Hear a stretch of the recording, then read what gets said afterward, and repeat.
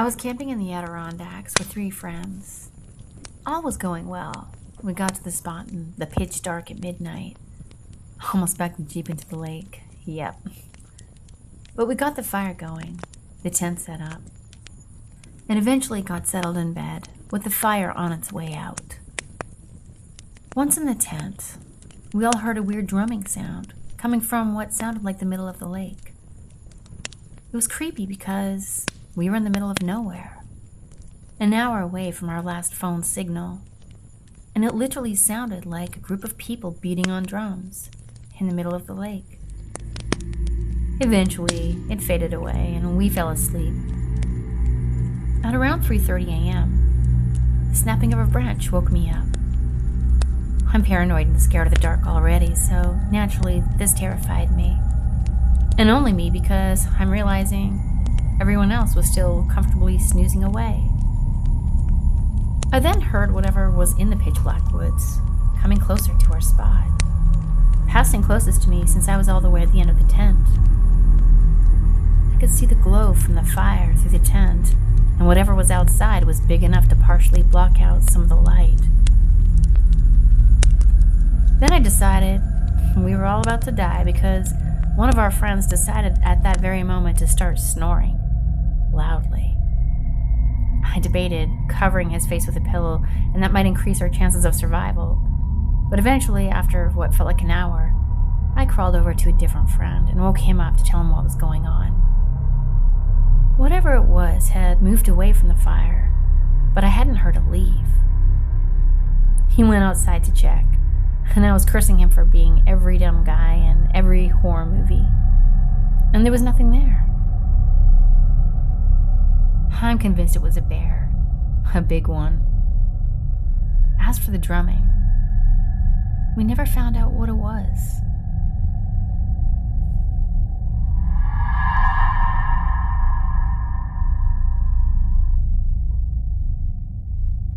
Went out to Mount Palomar near San Diego with my girlfriend, 2 friends and their dog, a husky. One of my friends has had seasonal jobs in the National Park Service, and he's very into the outdoors. He knew of a staging area that the utility company of the area had up there, in case they needed to store equipment for work of any kind.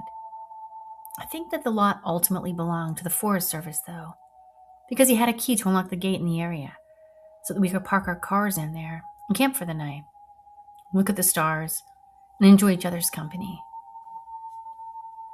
We leave to go up there on a Friday evening, sun still up, and arrive there as it's getting dark. We used 3 cars to get there, so we parked them in a triangle formation and set up tents in the middle area. Once we got that set up, we had some food, a few drinks, and started checking out the stars. I had brought a high-powered laser pointer with me, which allowed us to specifically point out constellations in the sky. My friend in the Park Service utilized the laser pointer to give us an awesome 45-minute talk on the various constellations. We were having a wonderful time. At this point, my other friend's dog started acting up. She only gets hostile with strangers, but the 4 of us had been accepted by her for quite some time, so she was not barking at any of us. We stopped and looked over to where she was looking, and we saw a figure about 30 feet away, in all dark clothes, standing there. It was a man. He seemed to be a bit over 6 feet tall. He was wearing a lot of clothing. Could not make out a face or anything else identifying about him, but we were taken by complete surprise that there was even another person around us. But we called out and said, "Hey, what are you doing up here?" He responded by saying that he'd been given a lift by the sheriff up to the top of the mountain to spend the night up there, since he didn't have a car to get all the way up.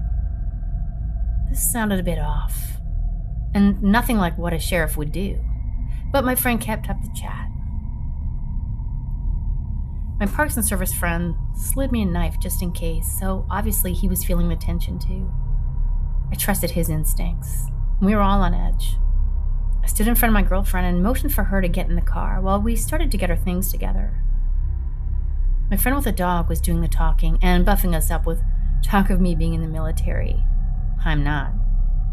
And the other being a firefighter. Also not true.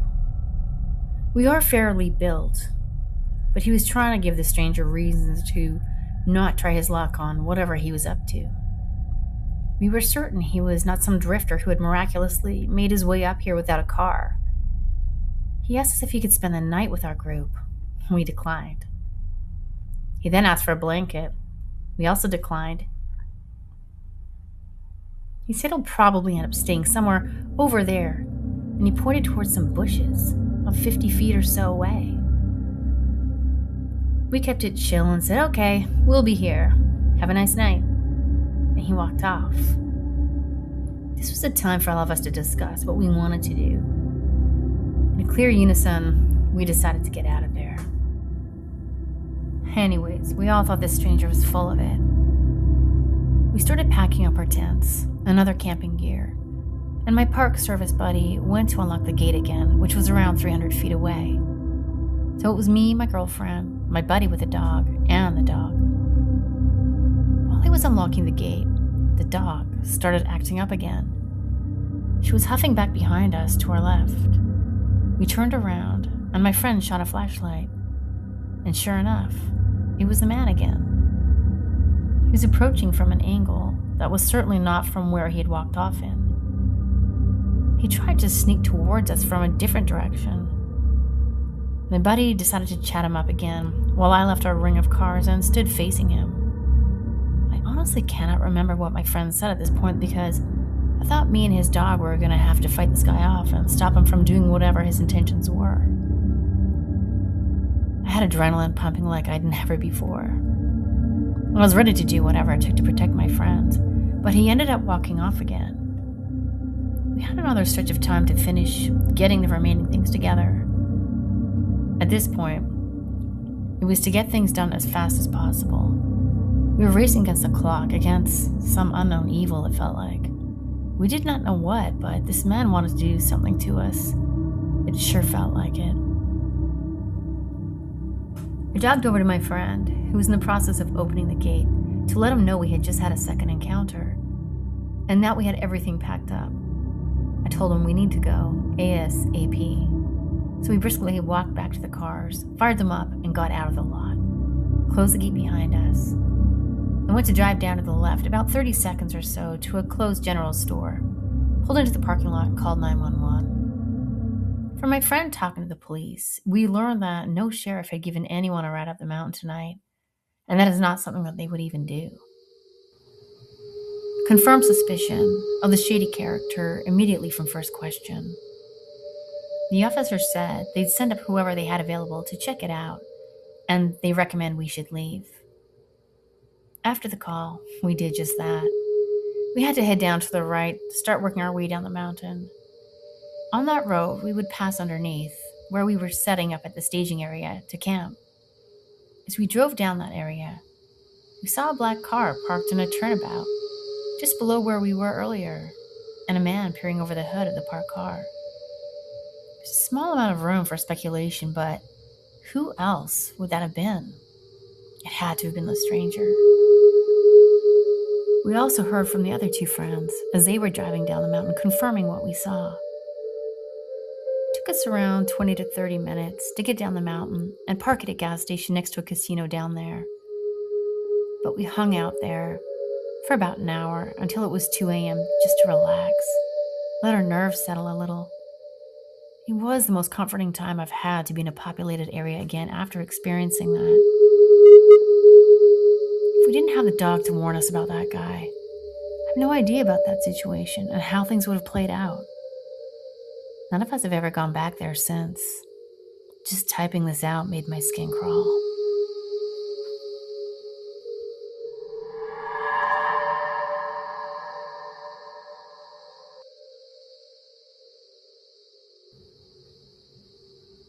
A while back, I went camping with some friends by a lake. One of them went through a lot and told us this story about a woman who was buried in the woods and how it's a rite of passage to visit her grave. She convinced the others to go visit the grave, to leave flowers so she wouldn't haunt us. We set off through the trees, with the lake in the distance, and then along the road, gathering flowers, until we found the campsites where the grave was near. My friend's grandma was with us, and she decided to wait at the campsite while we ventured off into the woods to find the grave. It was an overgrown path that we followed. I had to step over quite a few fallen branches and rocks. This heavily treated area was beautiful, but also a little creepy, in a sort of Friday the 13th way. About halfway to the grave, we hear this ear-splitting scream. It sounded like it came right by my ear. It was followed by the sound of my friend's grandma screaming. We all bolted back down the path. I may or may not have shoved my friend out of the way. When we got back to the campsite, my friend's grandma was standing there, and we asked her if she was okay. She said she was fine, but she heard the scream, and it scared her. We decided visiting the grave wasn't worth it, and started walking back to the campsite. Mind you, it's still pitch black, and we're all shaking like baby deer. The whole time we were walking back, I felt like I was being watched. When we made it back, my friend's grandma asked if we'd made it to the grave and give our gifts. We obviously said no. She then started saying that we had to go back, or else the ghost of the woman would show up and haunt us. Well, that seemed better than going back into the woods, where we heard a scream. I told myself it was just a fox or something, but it still freaks me out to think about it. You never know.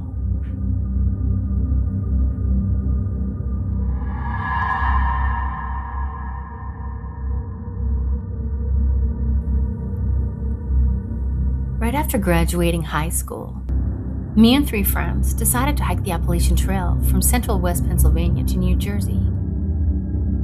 Out in the middle of the wilderness, miles from the nearest shelter, this weather-worn man with dirty shoulder-length hair comes rushing out of the brush onto the trail right in front of us. His outfit was mismatched. He had hiking gear, but it was all wrong. And up close, it was clear he had seen some hard times.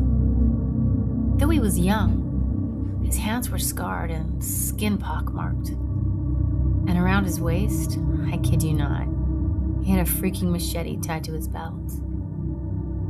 So this fine gentleman introduces himself by the nickname of Lone Wolf and claimed he was a long-lost hiker, hiking the Appalachian Trail south to north.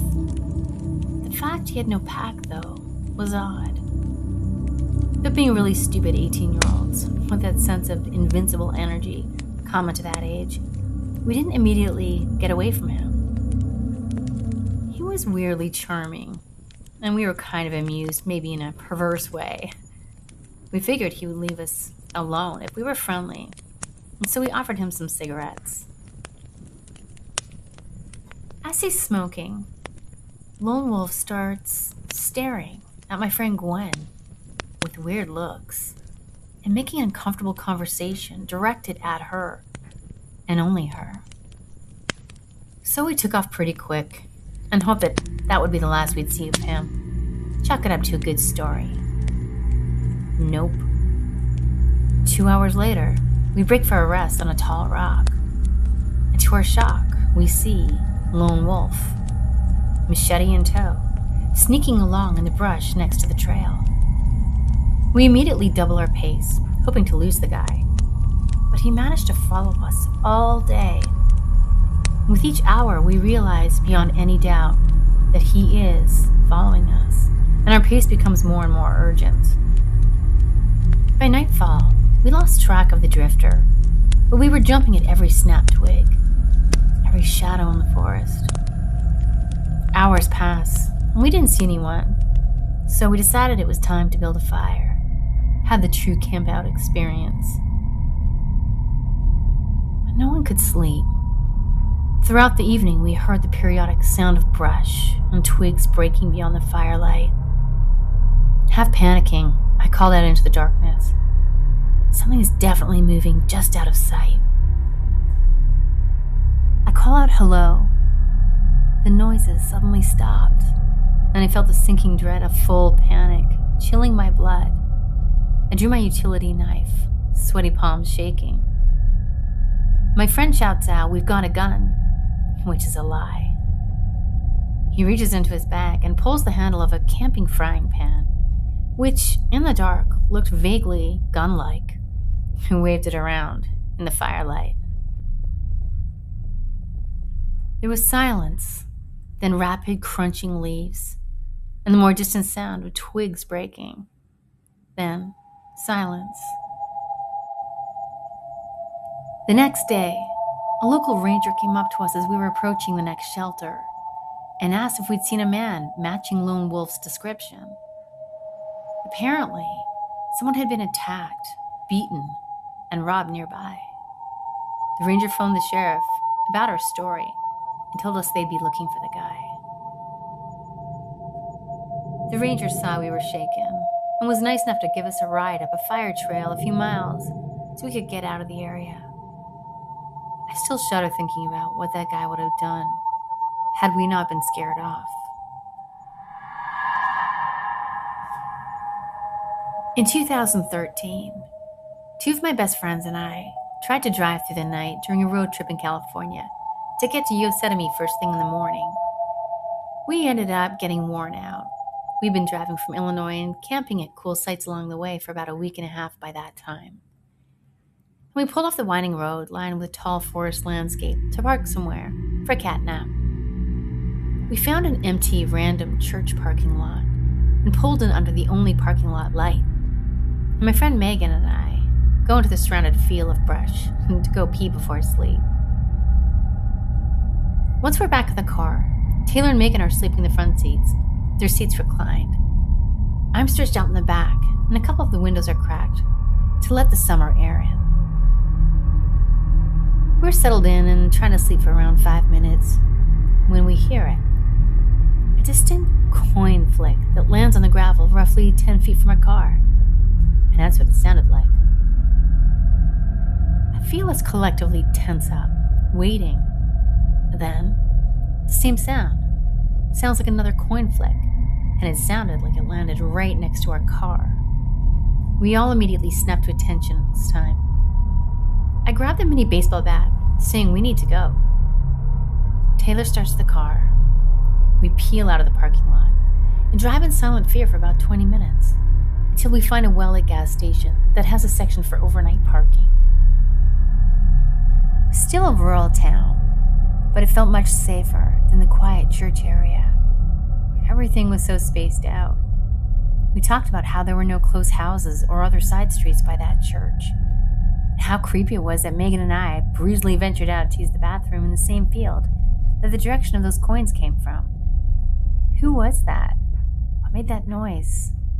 It felt like we were being stalked by something, or something was watching us. Eventually we fall asleep, gratefully feeling safer.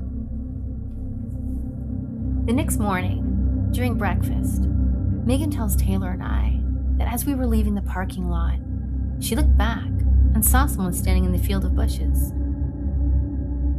She described him as being the size of a young child, but that the parking lot light illuminated a face that looked to be oddly that of a much older man, and smiling very widely.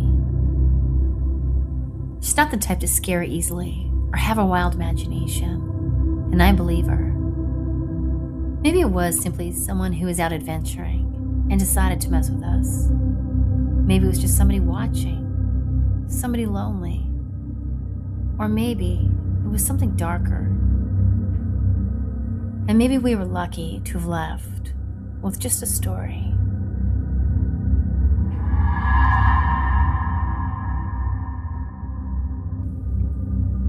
Last August, I was attending this youth exchange thing, which was basically me and other 18-year-olds from all over Europe, spending 2 weeks in Austria, camping in nature. It was a really great thing to attend. No stress, just fun and partying. On the second day, we all became comfortable with each other, forming quick friendships. And every evening, as soon as the sun would set, we'd take out the booze and go drinking.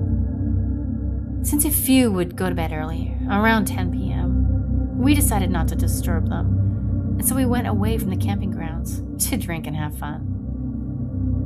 We would take this path north from our place and cross a bridge which would lead us to a large field with a few haystacks and a forest on the other side. It was very dark, so a few of us brought their flashlights. Everyone was in an amazing mood, yelling and singing, no cares. No one thought about how we seemed like a cliche horror movie scene. You know, a group of careless teenagers partying in a remote place. After about 10 minutes of setting up the blankets and deciding who's gonna drink vodka and who's gonna stick to beer, we decided to take a group photo and post it on our Facebook page. We wanted to do one in the middle of the clearing. You know, the classical, let's all jump in the air and smile like we're in some commercial kind of photo. Denise was supposed to take the photo. She took the flashlight and tried to illuminate the place where we were supposed to stand. I didn't pay much attention, but I noticed how the majority of us suddenly got quiet. "Who is that?" I heard one of my friends whisper. And being the coward I am, I already began to tug a few of my friends and tell them to go back to camp. I didn't even know what they were talking about, but I just felt goosebumps all over my skin. "Hey," one of my friends called, and that's when I looked to the clearing, and I saw this guy standing in the middle of it. He wasn't moving at all. He was just standing there. I remember he had greasy black hair. His back was turned toward us, and he was about 40 meters away from us. Even now, when I think about it, I get an uneasy feeling. At first, we thought someone was playing a prank on us, but it seemed far too illogical. A few of my friends began to yell again, telling the person to get lost and creep someone else out. But the guy just stayed there. He kept standing, motionless. My friends and I kept yelling and making fun of the situation, but I just tried to pull at least one of them and run back to the camp. I was too scared to go on my own. We kept standing there for a few minutes or so, waiting for the guy to react in any way, but all he did was form his hands into fists and then relax them, a few times like that. This was alarming. We picked up our things and left. I remember that night I couldn't fall asleep. I was just waiting for the guy to show up at the entrance of our tent. Why was he out there? Why was he acting like that? Since then, I didn't leave the campgrounds at all, and neither did anyone else for that matter.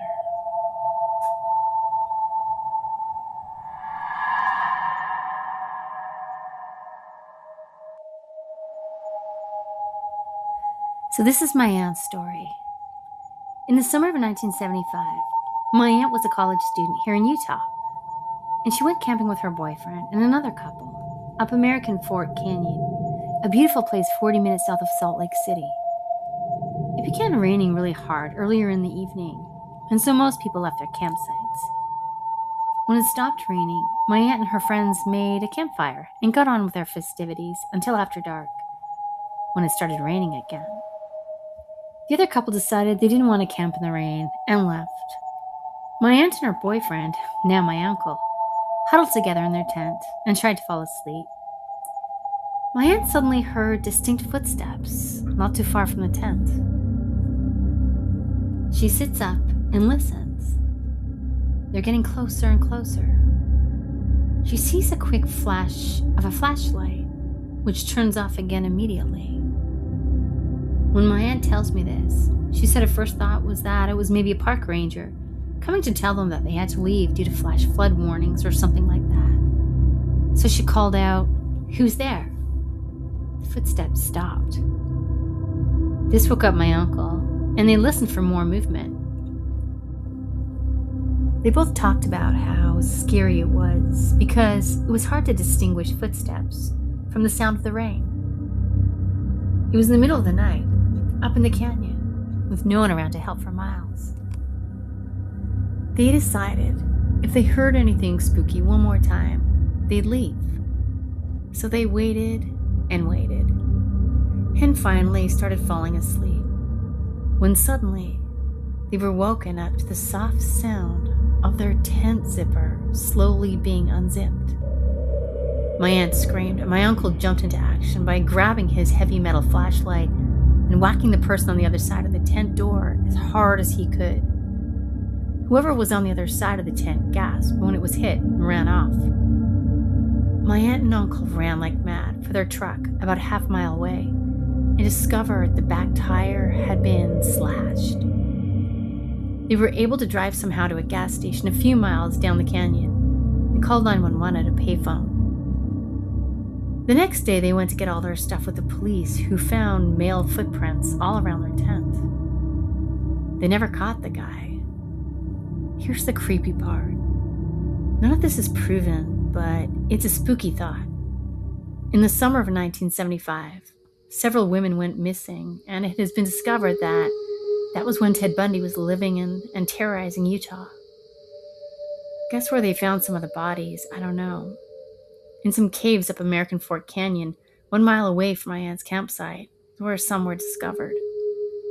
A week before my aunt went camping was when Ted had murdered and assaulted one of his victims and hid her body in that area. It is known that Ted Bundy was a necrophiliac and would return to visit his victims' bodies. My aunt and uncle wondered if that night he was visiting his collection of bodies when he saw a prime opportunity and nearly took it, and prowled around their campsite. Also, Ted Bundy had a distinct chip in his front tooth, and my uncle likes to joke that he gave it to Ted by whacking him with a flashlight. All of this is speculation, but doesn't that just kind of give you the chills? How close they were to being harmed in the middle of the night, in a campsite with no one around, right next to where Ted Bundy's gravesite was.